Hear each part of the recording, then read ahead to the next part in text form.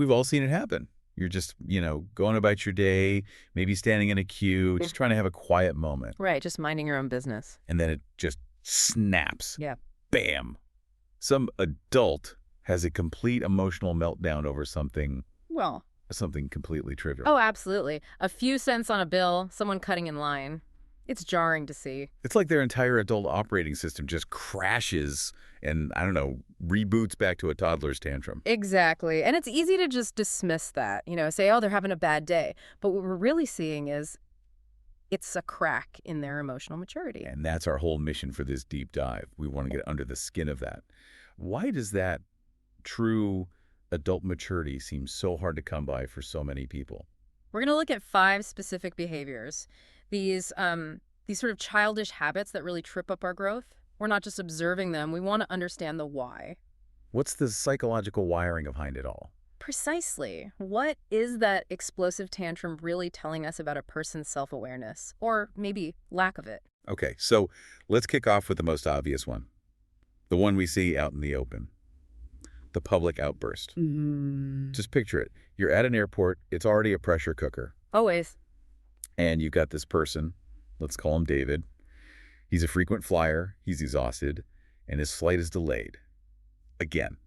Now, his frustration is completely understandable. Of course it is. We've all been there. But instead of just managing that feeling, he decides to launch a full-on verbal assault on the port gate agent. And that's the failure in self-regulation right there. Psychologists sometimes compare that inner feeling to being lost in a foreign country. It's confusing. It's frustrating. Okay, I get that. But the key difference, the mature response, is knowing that your intense internal feeling doesn't give you a free pass to inflict that pain on someone else, especially someone who can't fix the core problem. So that's the real pivot point, isn't it? It is. The ability to feel that fire inside, but still take a breath. To still be polite. To show respect even when you're screaming internally. Yes. That small act shows your rational brain is still in charge. When the pressure hits, the immature response is to just regress, to let it all out. The mature response is to contain it.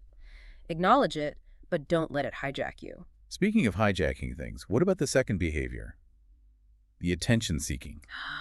This is when someone turns their entire life into a kind of performance, a drama series where they're always the star. And it's exhausting to be in the audience for that, isn't it? It's a huge sign that a person is depending on the outside world to feel okay on the inside. So it's about external validation. Completely. These really big, dramatic reactions are often just hiding very low self-esteem. If you can't feel your own worth, you have to constantly perform to get validation or even sympathy from everyone around you. It's like emotional currency. Right. Well, I mean, sometimes life is dramatic, right? Yeah. How do you tell the difference between a real crisis and someone just trying to grab the spotlight? That's a fantastic question. I think a genuine crisis is about vulnerability. It's looking for connection, for actual help. Yeah. Attention-seeking wants dominance. It wants to control the emotional mood of the room. It often exaggerates things to make sure the story stays centered on them. So you have to check yourself. You do. Ask yourself. Yeah. Am I trying to express a genuine need, or am I just trying to be the most important person in the room right now? That question tells you everything. All right, let's shift gears a bit. From these loud external explosions to the internal roadblocks, the things that stop growth from the inside. This is where it gets really interesting. First up, that rigid stubbornness, that total refusal to change your mind. Oh, we see this in the workplace all the time. Imagine a team member gets some really solid, constructive feedback. Data, even.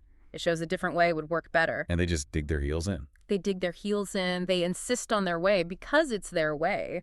This kind of rigidity, it really points to a shortage of empathy, a real hesitation to work together. Hold on, I want to push back on that a little. Couldn't that just be conviction?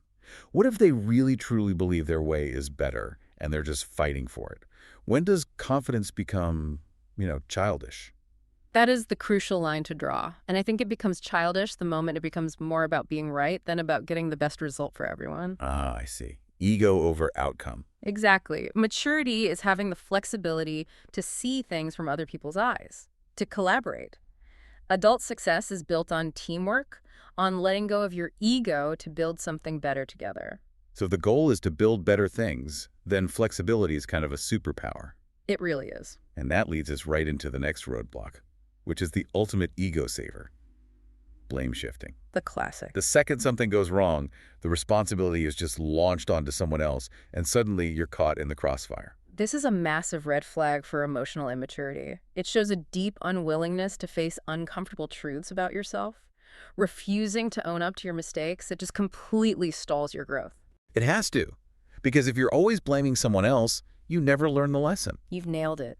You sacrifice future learning just to protect your ego in the moment. You feel blameless for a second, but you give up the chance to evolve. So maturity isn't about being perfect. Not at all. It's the opposite. The really beautiful human part of growth is facing our flaws. Owning the mistake, learning the lesson, and moving on, smarter than before. Accountability isn't a punishment.